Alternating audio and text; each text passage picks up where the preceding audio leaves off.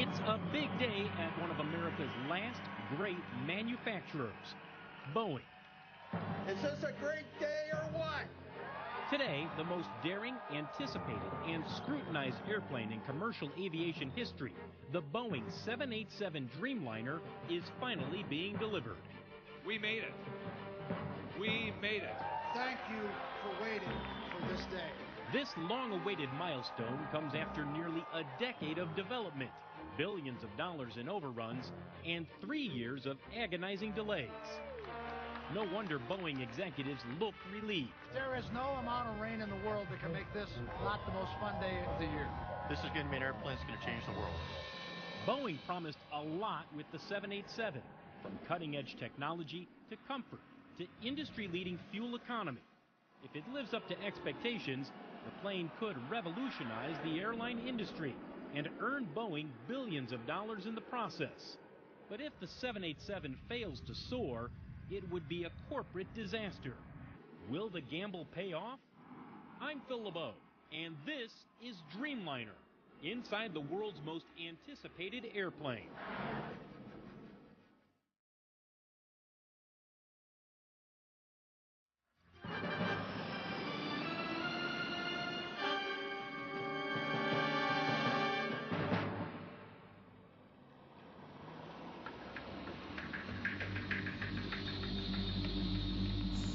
It's close to midnight, and Boeing workers are scrambling to bring another 787 together. Do you have some wire cutters on you? Come on forward. You know when you're good. The right side is in. Okay, you're clear. The plane being assembled tonight, Dreamliner number 41, will eventually be delivered to All Nippon Airways in Japan. Guys ready? All right, coming down. But right now, the focus is making sure the 47,000-pound wing fits with the fuselage. They all come up at the same time. They all join together at the same time. That you'll see about 3 o'clock, 4 o'clock in the morning. It all comes together at once. Yep. CNBC cameras were there for the 24 hours it took to bring Dreamliner number 41 together. A choreographed ballet of man and machine, where the plane's 7 major sections, from the nose to the tail, are tugged, hoisted, and ultimately fastened together by a team of Boeing machinists and supervisors like Dave Reese.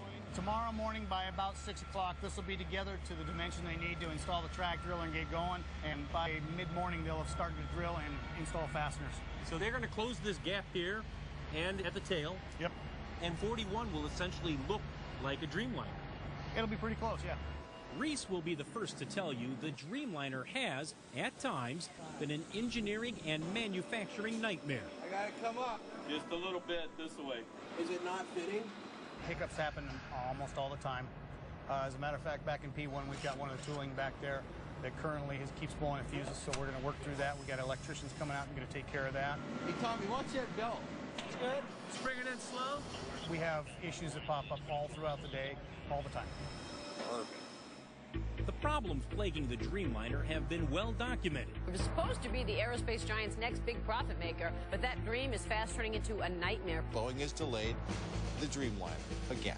Engineers have found a glitch, once again delaying delivery of hundreds of orders of aircraft. Welcome to the premiere of the 787 Dreamliner. Almost from the start, Boeing executives were too ambitious and too optimistic about how quickly they could deliver it. About once every generation, the men and women of Boeing come together to fundamentally change, even revolutionize air travel.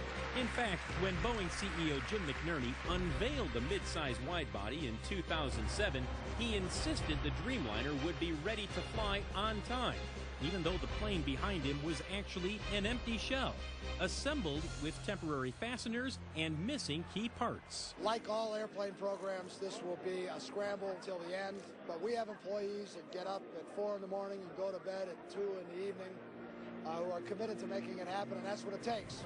McNerney says the Dreamliner will radically change what we expect in a commercial airplane. For the plane's 250 passengers, vaulted ceilings, softer lighting, bigger windows, and larger overhead compartments. For pilots, a state-of-the-art flight deck. But what makes this plane so revolutionary is something you can't see. About half of the 787 is made of carbon fiber composite, a material that includes plastic, and yet is 4 times stronger and 40% lighter than aluminum, the material traditionally used to build airplanes. As a result, Boeing promises the Dreamliner will use 20% less fuel than comparable planes, a huge potential savings considering jet fuel is an airline's biggest expense. Is 20% the difference between profitability and losing money for some airlines? Absolutely. If you're an airline that depends on these mid-size wide bodies, it can make all the difference. But the promise of the 787 has been overshadowed by a maddening series of delays. Keep going, you got a long ways to go. For decades, Boeing has built most of its planes in the Seattle area, but not the Dreamliner. To save money and share some of the financial risk, Boeing decided to outsource nearly 70% of the plane's production to a virtual United Nations of partner suppliers. From Italy, Japan, Korea, the UK, France, and other countries. Some of the biggest pieces made by suppliers, like the fuselage and wings, are loaded into an enlarged 747 known as the Dream Lifter, then flown into Seattle for final assembly. With so much work spread around the globe, the supply chain broke down. Some pieces made by suppliers didn't fit together. Others came in unfinished or out of sequence, creating huge log jams in Seattle. Gary Rager is a wing inspector who has been with the 787 program from day one. That was the thing, the uncertainty of not knowing how to do what you knew you were supposed to be doing, you know, because the guys that were writing the plans to tell you how to do it, they were uncertain also. The problems should not have been a surprise. In 2001, a Boeing engineer named John Hart Smith wrote a paper warning executives about the dangers of excessive outsourcing. He predicted it would actually increase costs, reduce profits, and that Boeing would spend a fortune helping subcontractors if they ran into trouble. That's exactly what happened. Boeing paid nearly $1 billion to take over one plant that contributed to some of the 787's worst delays. Did anybody ever say, listen, we got an engineer here who thinks we're outsourcing too much or could possibly outsource too much? Obviously, there was a discussion about where you draw the line in outsourcing and versus doing it yourself. We thought we were making the right decision back then, and I think the people understood the risks but thought they were manageable. Did you underestimate the financial impact those decisions would have ultimately? Well, I think the financial model has a lot more pressure on it than we first anticipated. So how did Boeing get the Dreamliner back on track? In large part, it was due to this man, Pat Shanahan. A year ago, we were disassembling the horizontal to do some engineering rework. In 2007, the career Boeing executive was given a monumental order: fix the Dreamliner. A year ago, you would have been working on this horizontal stabilizer? Well, we would have been taking it apart. Literally rebuilding it. Rebuilding it. Shanahan's first action: flush out the problems with suppliers. Did you ever stop and say to yourself, this is nuts? This is not how you efficiently build an aircraft. Well, we knew it was inherently inefficient. I mean, we really understand what efficient looks like, and that's the way the supply chain was designed. Did some of our partners not have the capability we needed? In some cases. Some of the biggest problems came from some of the smallest parts, the tens of thousands of fasteners used to hold the plane together. When the wings first arrived from Japan on airplane number 1, you knew you had a fastener that wasn't going to stand because they would paint it red. That told you it was temporary. Almost all the fasteners were red. Some of the suppliers didn't do the proper preparation, so we had to remove thousands and thousands of fasteners and rework the airplane right here. You had to double work. You had to take it out and then double work, sometimes even triple work, and I think that's where it was just really frustrating. One problem that threatened to put the entire program on hold had nothing to do with suppliers, a potentially serious structural flaw. During a critical test like this, in which the wings are bent to their most extreme limits, Boeing engineers saw something alarming. Layers of their revolutionary composite material began to pull apart. But after months of study, engineers found a way to reinforce the wing without having to redesign it. We have two titanium fittings that we put along a giant rib in order to reinforce the wing and add strength. Okay. And it was as simple as that. As simple as that, but it was key. We didn't have to stop the line. We didn't have to do a major redesign. It could have been a showstopper. The 787 team has seen plenty of potential showstoppers, and they've been costly.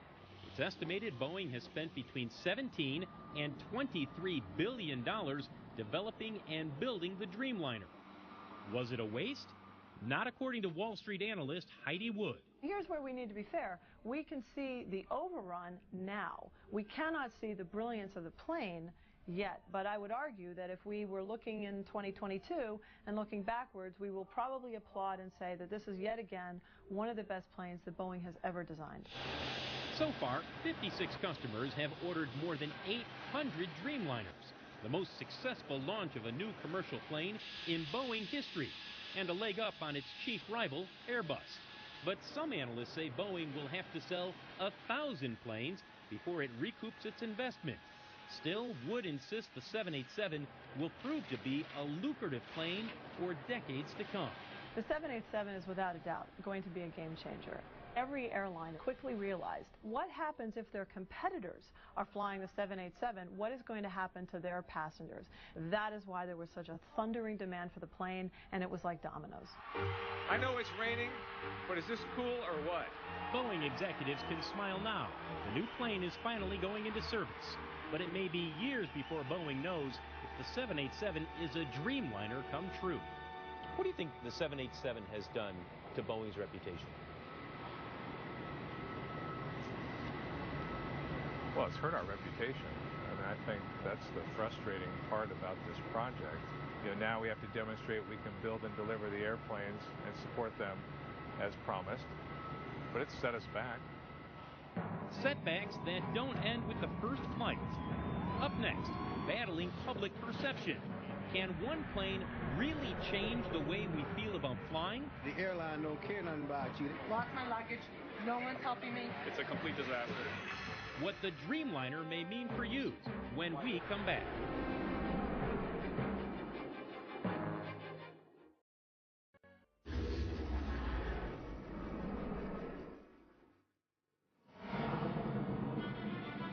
Boeing 001 Heavy acknowledges verified squawking 4717. December 15th, 2009. Now. The moment of truth for the 787 Dreamliner as it climbs into the sky for the time.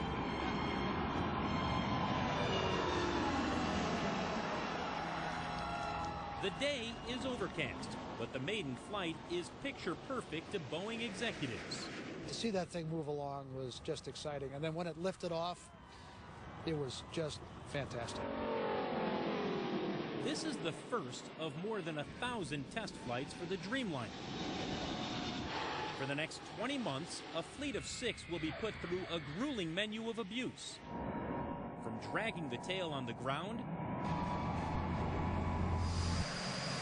to slamming on the brakes, to enduring hundreds of stalls to see how well it recovers. Upon 78, turn left heading 07. Pilots wrench the controls to make the wings shudder and land the plane in 35-mile-an-hour crosswinds severe enough to close most airports. On the ground, they're literally frozen to minus 45 degrees, then baked to 115, and frozen again. The way I would think Siberia would be. Definitely cold. The goal? To ensure the plane flies safely and reliably. But with the 787, Boeing is promising something more, something dramatic, to change the very way it feels to fly. So when you walk in here, first thing I notice is it's wide open. Yeah, I hope so. That's what we want you to notice. We want Boeing's Blake Emery has spent nearly a decade studying what people want from the moment they step aboard. The main thing we're after as someone crosses the threshold is to have a psychological break from everything that went before. The parking, the traffic, the security lines, the rushed sense of trying to make your plane. So we walk in here, and you want us to have a different feeling. Exactly. Back there... Emery took us through the cabin to explain some of the psychology behind the 787's design. We think a lot of your perception inside the airplane is based on how you perceive the width of the airplane literally at your eye level. And so we do everything we can to push the width of the airplane out at that level. It doesn't enter into your thinking consciously, but it enters into your thinking unconsciously. This is the Dreamliner Gallery, where airlines choose their seats, galleys, even lavatories. All part of outfitting a brand new plane designed to make you feel better in the air. The windows are 65% bigger, intended to give passengers a better view of the horizon. Forget the plastic shades. These windows dim at the touch of a button. There's soothing, multicolored lighting that gradually adjusts to change the mood on long flights. And passengers should feel more comfortable, Boeing says, because the cabin will have more oxygen, less dry air, and be quieter than any comparable jetliner. You've made a number of improvements, but at the end of the day, will they truly appreciate all the little nuances of the Dreamliner? Most people are going to say, I really like the windows. And they will, and that'll be true. But there's going to be a lot more going on besides the windows that you can't even see that we did on this airplane. And you're just going to feel better, and you're not going to know why. Have your tickets out ready? Making passengers feel better is a pretty tall order, considering how miserable air travel is today. $250 out on bargain.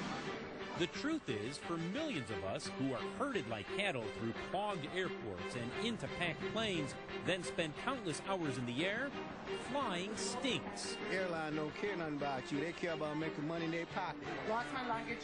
No one's helping me. It was wretched. The worst experience of my life. It was ruined by the delays and the closings. You don't want to go near the airline. It's a complete disaster. It's hard to believe people used to think flying was fun and glamorous.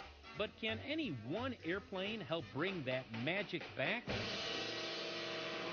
United CEO Jeff Smisek is betting on it. His airline has ordered 50 787s at a cost of roughly $8 billion and will be the first in the U.S. to fly them. Do you think it's one of those planes where once you start to get several into your fleet, that people will say, I want to take the Dreamliner? Oh, our customers will be looking for that, and our customers will be looking to United versus our competitors because they know we'll have the aircraft and our competitors won't. Smisek believes passengers will appreciate the 787's innovations, but only if they get good service. If you're not getting good customer service, you won't enjoy the flight. If you do get good customer service, you will enjoy the flight. And you and I know the difference between good customer service and bad customer service. And unfortunately, it's only getting worse. A University of Michigan survey ranks airlines dead last among 47 industries. That one's overweight by 9 pounds. Ask people to describe their ideal flying experience in economy class. They say, there's no one in the seat next to me and I slept all the way. So you finally realize, oh, I get it. People don't want to experience your product at all. So the strategic decision it gives you is, do you just figure out how to have people sleep? Do you just figure out what gas to pump into the cabin so you knock them out and wake them up like a dentist, you know, when they're at their destination? So when something goes wrong, that's when things hit the fan. Aviation consultant Michael Boyd blames it all on the airlines. We are in a system that has a lot of rules. And instead of being somebody to help us get through the rules, very often airline employees are more like guards at a minimum security prison. They've got a way to go on that. As a frequent flyer himself, Boyd is looking forward to taking the 787. But he's skeptical it will be the game changer airlines are promising. I think they're trying to make an airplane that is more comfortable. But the reality, when you sit on the airplane after you're boarded, and see the pretty blue on the walls and all that, you still have 17.5 inches through your rear end to get to Tokyo. That's going to be the bottom line of the whole thing. I mean, it's possible to be in a situation where the seats are so tight together that I don't care how cool I make the bins or the lighting, it's not gonna help. Right. It's just like if a flight attendant treats you bad. Phil, I can't design a window that's going to take care of that. Some of Boeing's newest planes have no windows at all. Up next, a tiny warplane that fights without weapons, or a pilot. When we come back.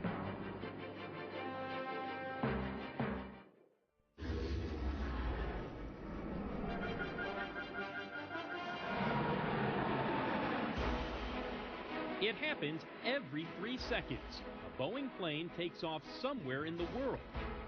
At any given moment, nearly 500,000 people are flying in one. But there's another Boeing plane that doesn't carry a single passenger. The Scan Eagle weighs less than a packed suitcase, costs roughly $100,000, and is the new darling of Boeing's $32 billion a year defense division. Some of Boeing's most important defense research is done here in Oregon's Columbia River Gorge, home to a free-spirited defense contractor named Charlie Guthrie. Harebrained ideas come from all corners of the company, and many of those really pan out. Guthrie is Chief Technology Officer at In Situ, the Boeing subsidiary that makes the Scan Eagle. Okay, so commonality, interchangeability, and he spent most of his career developing weapons, but the Scan Eagle doesn't carry any. It's a drone, what the military calls an unmanned aerial vehicle, or UAV. Undetectable at 2,000 feet, it uses video and thermal imaging to track enemy movements and pinpoint weapons they've just used, all while staying aloft for 24 hours at a time. The Scan Eagle, at virtually moments' notices, it can be launched, it can get out to the area that it needs to be.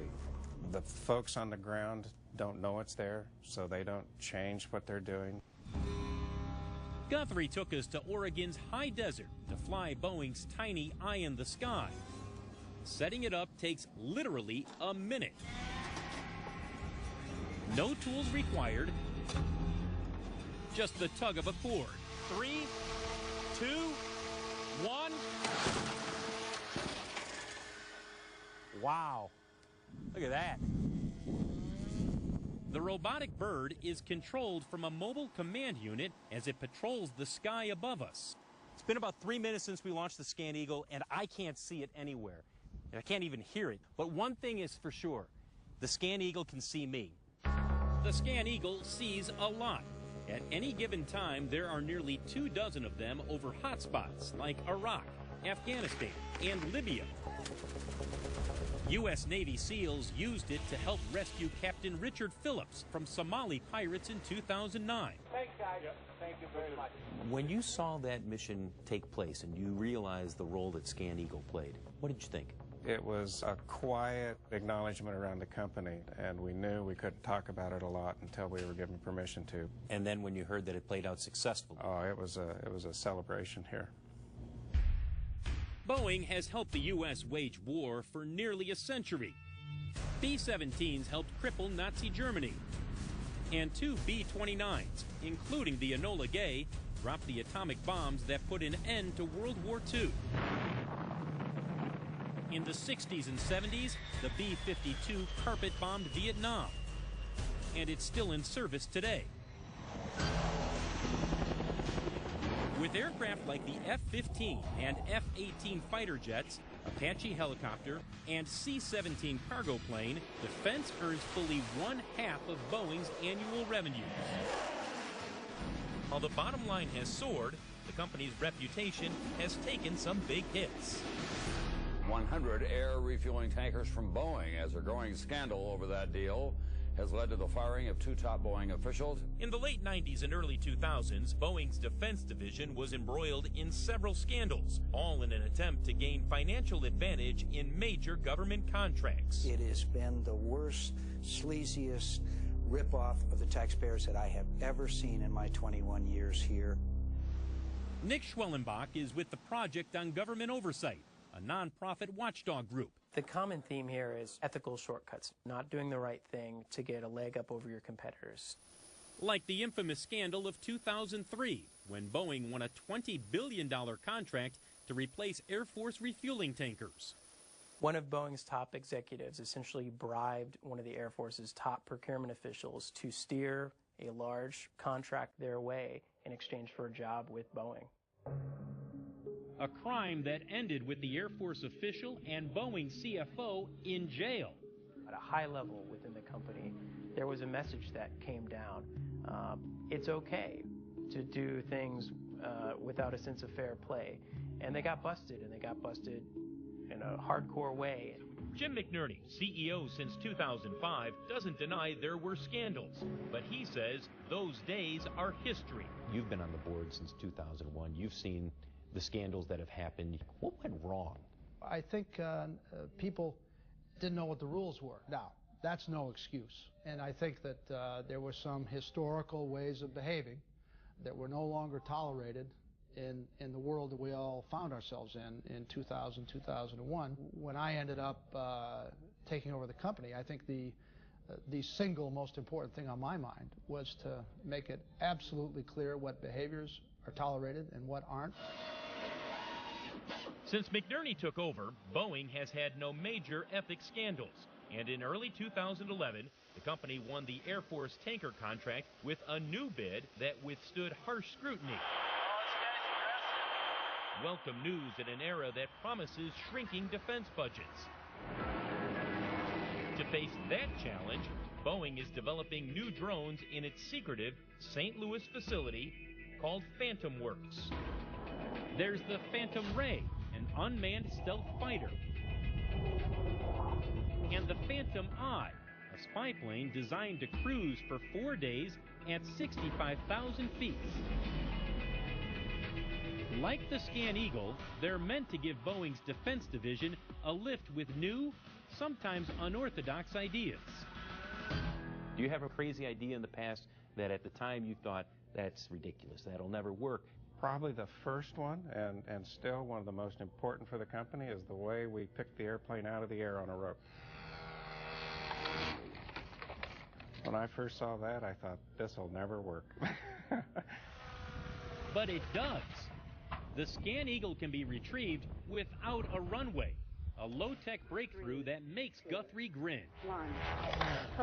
You've seen a lot of things in your career, Boeing, but you get a smile watching this. I spent the majority of my career trying to figure out how to blow stuff up. Did pretty good at it, and this is a whole different career, a whole different look at things, and figuring out how to save lives and guard our troops. Up next, after years of delay, the 787 is finally ready for its debut. But are the airlines? Yeah, I'm seeing a little oil right there. Scrambling to welcome the Dreamliner when we return.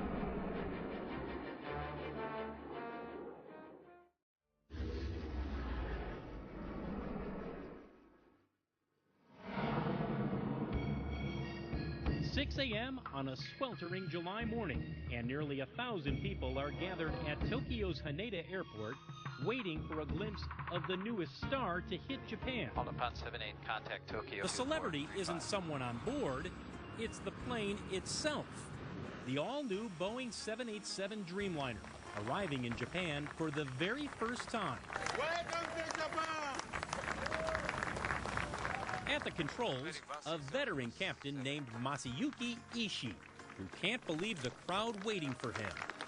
After landing, I saw so many people taking a picture for us. I was really touched. I was really moved.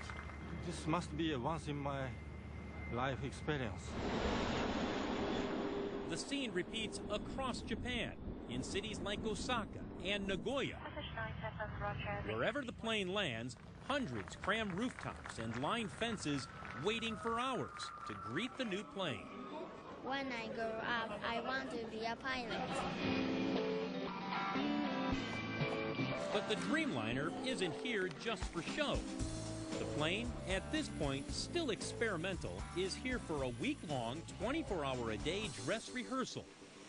All Nippon Airways, or ANA, is the first customer in line waiting to receive the 787. And this is its first chance to put the plane through its paces before Boeing hands over the keys. During this exhaustive tour, ANA will fly in and out of airports around the country and practice servicing the plane around the clock, as Boeing mechanics and engineers share their know-how with the plane's future owners. See, they've already fixed it. You see how this is? The tour is also part photo op. But the smiles and handshakes can't hide the fact the plane is late. 3 years late. ANA was banking on all the customers and fuel savings the plane was supposed to deliver starting back in 2008. That leaves Boeing executive Jim Elbaugh performing some delicate diplomacy with ANA CEO Shinichiro Ito. We acknowledge that we're late on this airplane, and we know that we've had an impact on ANA. And as a result, we've made an accommodation, and we don't discuss the details of any settlement that we might have. Back in 2004, ANA wasn't even sure it wanted the 787. It questioned whether a plane made primarily out of carbon fiber composite could withstand the daily beating. Boeing sales director Joe McAleer recalls an alarming conversation with ANA's chief engineer. He was concerned about what we call ramp rash in the industry, the interaction between baggage carts and catering trucks and sides of airplanes. His main concern was whether the airlines would be able to detect and repair these small dings and dents. ANA is an extraordinarily technically competent airline, and if they weren't going to endorse composites in our new airplane, it's highly unlikely anybody else was. To win over skeptical engineers at ANA, Boeing sent them a piece of carbon fiber composite like this and told them to have at it with a hammer. After repeated attempts, they couldn't even make a dent. It's official. Just a few months later, ANA ordered 50 Dreamliners. The largest launch order in history. Although the sticker price at the time was $120 million each, it's believed ANA received a substantial discount, perhaps as much as 50%.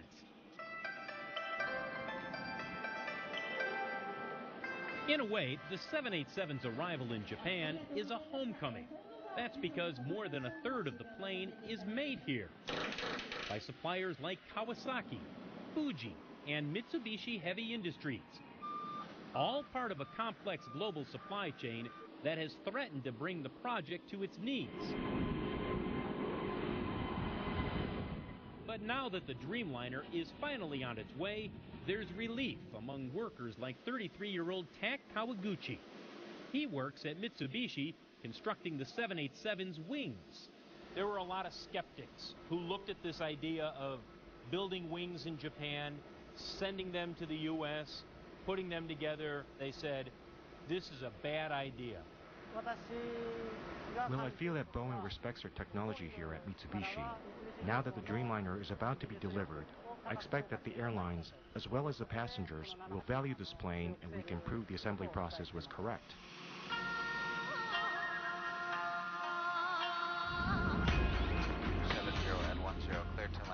Days later at Nagoya Airport, Kawaguchi and hundreds of his co-workers get a chance to see the Dreamliner up close for the very first time. It's a moment Kawaguchi's waited years for. And when he finally sees it, he's blown away. Like a proud parent, he delights in every detail, even the lavatory. But the real highlight comes when he finally emerges and walks under one of the wings he helped build. This is the first time to see the rear wing with the whole aircraft. And you're proud to be a part of it? Yes, of course. The end of an epic journey from a Seattle drawing board to the skies over Japan, with plenty of turbulence along the way. They need to have loyalty to the workforce because we are the ones that make them great. A long-standing relationship gets tense. We asked for a number of things. The no-strike clause was one of them, and we just couldn't reach an agreement. And workers lose sleep over jobs. We can shut this company down! When Dreamliner returns.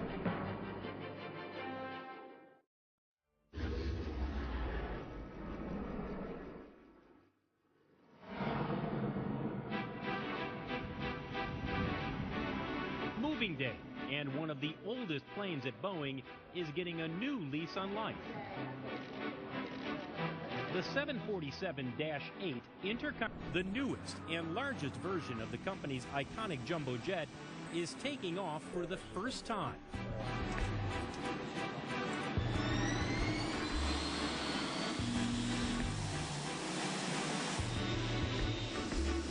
The day is especially sweet for this man, a 90-year-old retired Boeing engineer named Joe Sutter. He was the chief designer of the original 747. Somebody would have told you way back when, 40 years ago, that you'd be out here on a day like this. It's a little hard to imagine a program would last this long, but it started out right and to fit the market, and it still fits the market. L190, runway 24 right, taxi, route 1. The 747 shows what Boeing excels at. Not just designing planes, but reinventing them. Keeping older models like the 747 modern and profitable.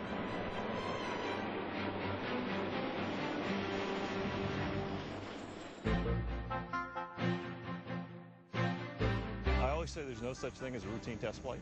Dennis O'Donohue is Boeing's chief test pilot. Today we'll intentionally fly outside the envelope of the airplane. O'Donohue's role is key to updating the 747, an expensive undertaking, but still a bargain compared to creating a completely new model. He puts the plane through a series of severe maneuvers. I'd like to move on to doing the roller coaster. Tossing engineers into near weightlessness. Okay, here comes a little bit of a push. Comes a little bit of a pull. It's phenomenal to come back at this point in a development program and have no issues with the airplane. It's ready to go fly right now. Test flights, rollouts, and deliveries are milestones in Seattle. Moments of pride passed down from one generation to another. The story of Boeing is one of amazing feats of engineering, but it's also the story of the people who build the planes. Workers like Dina Bartman, who have Boeing in their blood. Boeing was in my family. My dad worked there, my mom worked there, they both retired. My sister worked there, and it was, you get hired at Boeing and you have a career. Bartman is one of 80,000 Boeing workers here in Seattle. More than a third of them are plane builders who belong to the International Aerospace Machinist Union. You guys have enough training plans for... Without the union, Bartman says, her life would be harder. Everything would be lower. It'd be a lower standard of living than what I have right now. After 22 years at Boeing, she makes $67,000 a year. We're not begging for our next meal, but we're not getting rich on the other hand either. The machinists have built Boeing's planes since 1935. Today, they find themselves at the center of a fierce union battle. We can shut this company down! The union has gone on strike 5 times in the last 30 years, a contentious relationship that only grew worse when Boeing opened a second assembly line for its hot new 787 here in Charleston, South Carolina, at a non-union shop where production cannot be stopped by a strike. In 2010, Jim Elbaugh, president of Boeing Commercial Airplanes, said the company decided not to build the additional plant in Washington due to concerns over union troubles, a statement that has come back to haunt him. The overriding factor was not the business climate, and it was not the wages we're paying people today. It was that we can't afford to have a work stoppage, every 3 years. Now that and other statements are at the heart of a government complaint that Boeing has violated federal law. Catherine Fisk is a professor at the University of California at Irvine Law School. When a company transfers work or decides to expand production in one location rather than in another, and does it to discriminate against the employees who supported the union, that's illegal. Did Boeing open the 787 plant in Charleston to strike back against the union in Seattle? The National Labor Relations Board thinks so. It wants the company to shut that line and move those jobs back to Washington State. But that demand has sparked a furious backlash from the right. Has America gone nuts? This complaint is a dangerous road to go down. It's an attack on states that work hard. Boeing has called the NLRB case frivolous, and Elbaugh is standing his ground. Being a supplier that our customers can count on to deliver the airplanes and not have repeated work stoppages was something that I said, and I'll say it again. So you don't regret saying that? No. Union officials told CNBC they offered Boeing labor peace through the year 2020, but they say Boeing walked away from the table. When we talk with the machinists, one of the things they say is, listen, we told them we'll guarantee that there's not going to be a work stoppage for 10 years, and Boeing said that wasn't good enough. Is that true? Well, we have a little difference of opinion on that one. We asked for a number of things. The no strike clause was one of them, and we just couldn't reach an agreement. For workers like Dina Bartman, the real fear is Boeing will gradually move more and more production out of Seattle. You don't feel secure anymore because you're slowly watching your job be taken away. Things being outsourced to other places that it should be staying here. I think everybody's afraid every day of losing their job. Job security is also a concern in Charleston, where workers consider Boeing an economic godsend. 2 years ago, Kia Johnson was out of work. I applied for Boeing, of course, because Boeing was the next big thing for Charleston and South Carolina, as well as the economy took a turn for the worse. Now, she's one of the 1,000 employees here counting on a future at Boeing. I just was trying to make sure I had a job, stability for my family. The case may take years to resolve. However it turns out, it will touch thousands of workers, affect dozens of airlines, and involve billions of dollars. In this business, the margin of error can be as thin as the air at 40,000 feet. And even when a gamble pays off big, as the new 787 Dreamliner may, it's often measured in painful lessons learned, deadlines missed, budgets blown, all in pursuit of a gleaming jetliner for a new generation. It's gratifying that we got the product right. I think what got underestimated was the ability to do it. You were too ambitious. Yeah, I think that's the story. I think we reached too far. My mother called me up once and said, well, what's it like working on the 787? And I told her it's like being in the rodeo. If you don't mind getting your ribs broken and your lungs crushed, it's a hell of a ride. And this has been a hell of a ride. I'm Phil LeBeau. Thanks for watching.